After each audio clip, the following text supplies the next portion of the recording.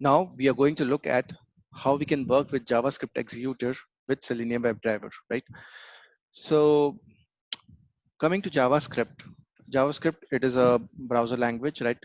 And it is the preferred one to interact with the HTML DOM, right? So using JavaScript, you can execute anything on the browser, right? So in earlier days, when there was Selenium RC, right? It was using the JavaScript to talk to the different browsers, right? Later on, they developed Selenium WebDriver and removed the Selenium RC, which was using the JavaScript. So apart from the normal uh, inbuilt methods, right, which Selenium provides to interact with the browser, it also provides you with a JavaScript executor. So in cases where your normal methods don't work, you can use the JavaScript executor to perform the same actions on the browser, right? So for example, if there is a button, but you're not able to click it with the dot click method, so what I mean, you can then use JavaScript executor, and it may work um, depending on the scenario, right? So if there is no other issue, it is going to work because JavaScript will be directly inserting that particular script and uh, perform that action on that particular element in the browser, right? So it provides you with two methods basically. It is an interface that helps to execute JavaScript through Selenium WebDriver, like I explained, right? And it has two methods: execute script, which executes the JavaScript on the currently selected frame or window, and the script fragment is provided in the statement, and that will be executed on the body of a function, right? Now there is another one, execute async script.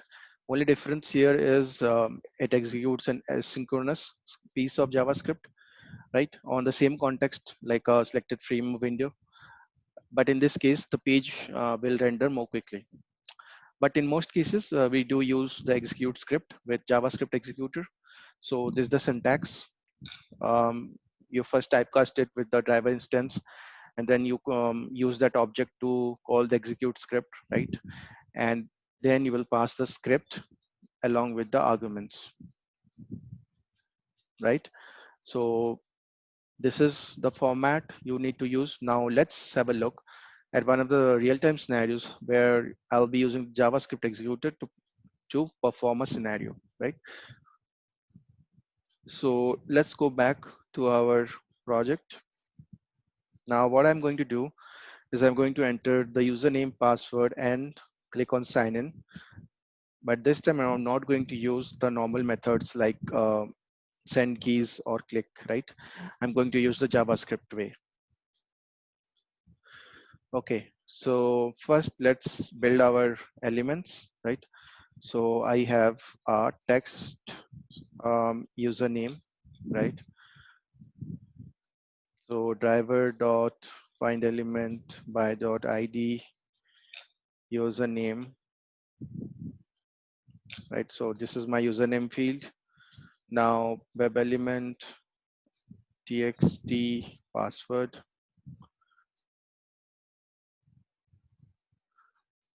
same driver dot find element by dot id and password, right? Again, I have my third element, which is a button. So I will use an identifier here, ID, right? So which is submit. So these are my three elements which I'm going to use, right, to perform an action on these elements. So let's now create a JavaScript instance, okay? JavaScript executor instance. So JavaScript executor, and we typecast it to the driver instance, right? Now we call the execute script, and so in this we'll pass arguments. So this is how you right, and we will write value equals to. So then we'll pass the value here, qscript20@gmail.com, and then we close it, right? So this is a complete script. And what's the object now? Here is the element, right? So we pass the username. So it will enter this value in that field, right? Similarly, now you can do it for password the same way, right? I need to change the value here, QA script 123, and I need to change the object, which is password. Now this was for entering the values. Now we need to use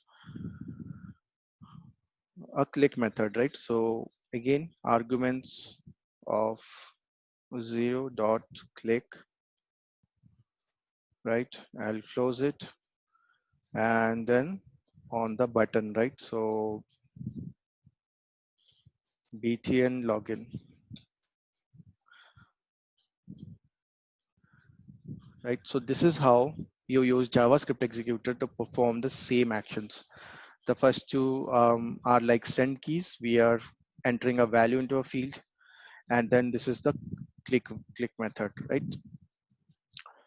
So let's execute this and we'll check it out.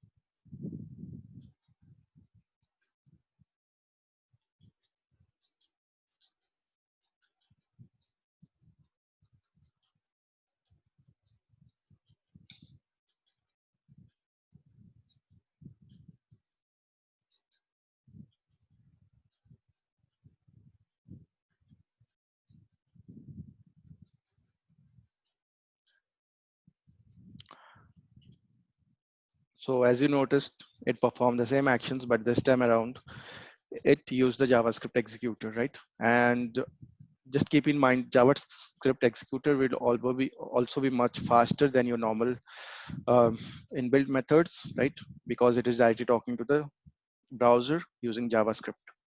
Okay. So now I want to show you some other methods on JavaScript, like, so if I want to get the title of the page, right? So I can use here the same execute script method, but this time around I will be returning a document dot title, right? And I want to show you how you can scroll your bars, right? So on the page. So I want to do a vertical scroll, and for that you need to pass window dot scroll by. You need to pass the coordinates here. So as it is a vertical scroll, I will pass this 600, right? 0, 600. Um, so this is how you do a scroll, right? And we will perform this on the browser and see whether it's working or not, right? So let's see.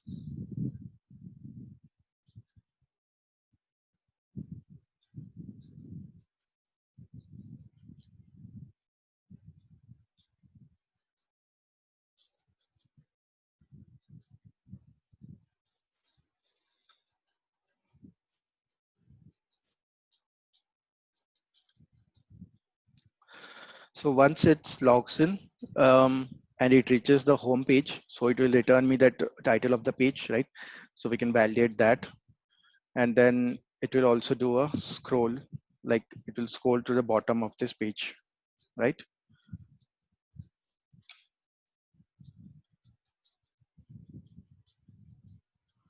Okay, so let's see, something failed.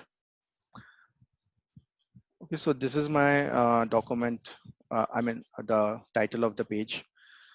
Now, window dot scroll by did not work. So let's check what was the reason why it didn't work, right?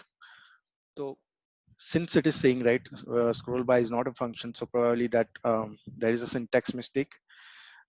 I needed to use this scroll by like this, right? So let's check it again. This time it should work.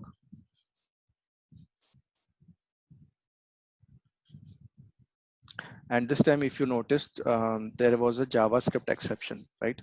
So take note of the exceptions which are occurring. You should understand what is that exception, why it is occurred, and how you can fix that, right? So these are important things when you work on this automation.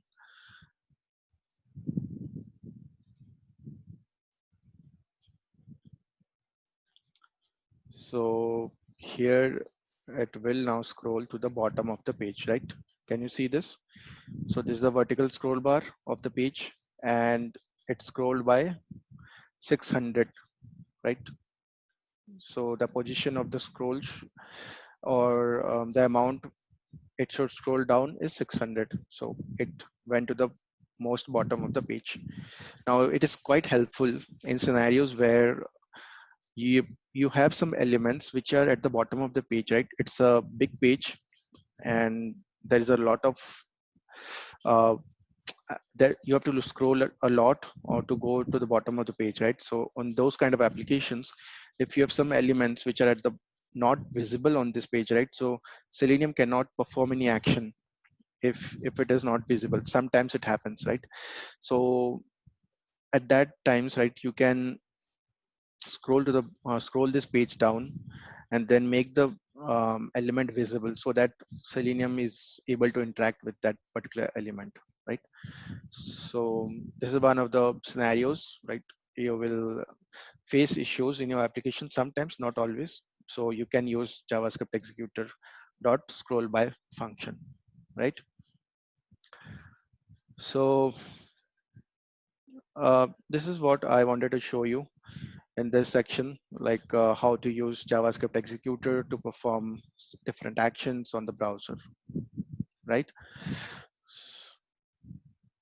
Okay.